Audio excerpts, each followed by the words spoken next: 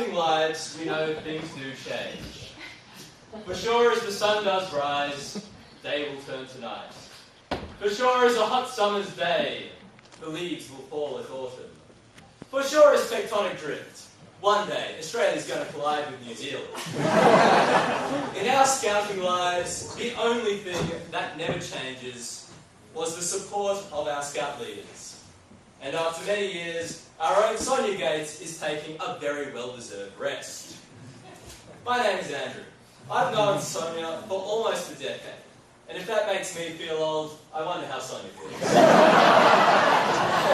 I've been invited here tonight not only to provide comic relief and notoriously poor jokes, but also to relate some stories of Sonya from the days of Scouts past.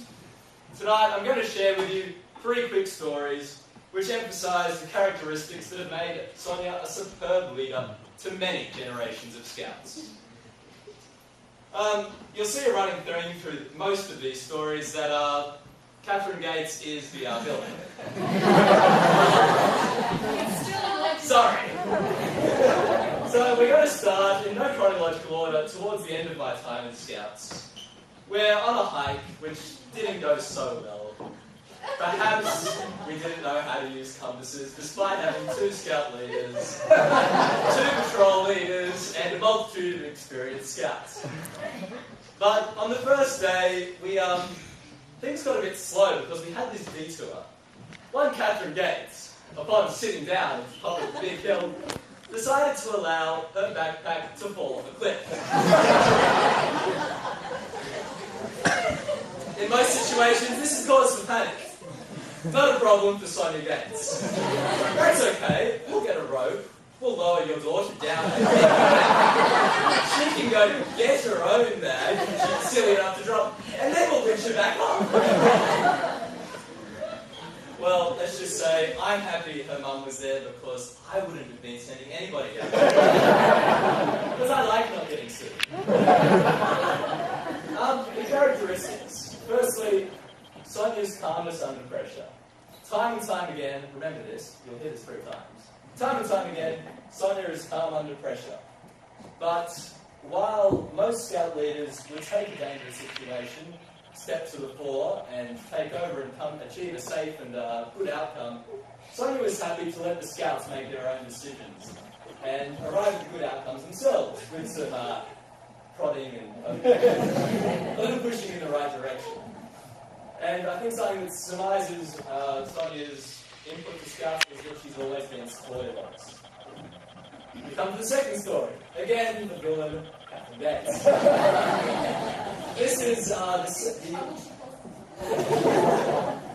the last hike I ever went on as a scout. It was Catherine's Blue Cord hike. We're out in the middle of nowhere at some campground I've never heard of. And Catherine decides she has an end sights. off to that. So here we are, me and Adam Siege, who is in Switzerland. And a bunch of much younger scouts. And Catherine deciding she has appendicitis is rolling around on the ground in pain. And this kid, the younger scouts, getting really worried. They're running around like headless chooks going, "Oh no, Catherine's dying!" Fortunately, we had a nurse on the other end of the telephone line. So a simple phone call, and there is ever-patient Sonya, late at night, willing to take a call and give advice as to what we should do. So it basically came down to, Andrew, poke your appendix really hard as teaching jumps. I was okay with that. So Jack, as hard as I can, and she doesn't jump too high. And that we decided was a good enough diagnosis that it wasn't on. And once again, Sonya is happy to risk Catherine's life.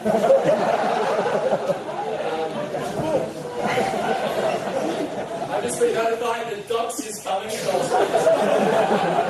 Once again. What was the hype? You were the first boy she got a That's Mum's favourite. Back again, Sonya was supported. Now we come to the most recent story I'm going to tell you about, which some of you will remember, AJ 2007.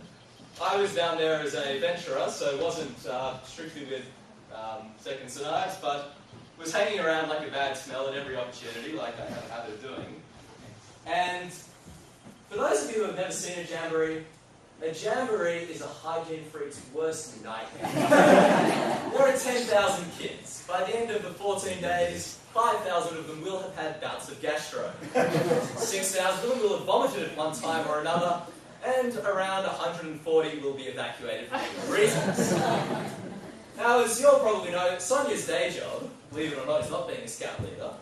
Sonya is a nurse in the real world, and this... Right. To my knowledge, she has never killed a patient, so... Now, I more than most scouts have this depressing habit of seeing nurses in action on a regular basis. I personally don't lay claim to most of Sonia's grey hairs. But you can see them. Okay. I decided one day to roll into the cab. Sonya is at the gate fastidiously forcing people to wipe their hands with alcohol wipe, lest the entire unit come down with gastro. And I promptly get attacked with the alcohol wipes with my hands. And I go promptly sit down on a bench. And proceed to throw up everywhere. Fortunately, Sonya was there, again with supportive words, and more importantly this time, a bucket.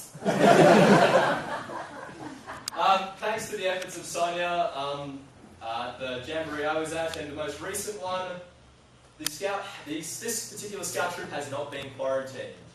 And I'm sure all the scouts are very grateful for that, and we can thank Sonya for that. And you guys have a statistic to tell Blighty, and that is that none of you got gastro at this jamboree.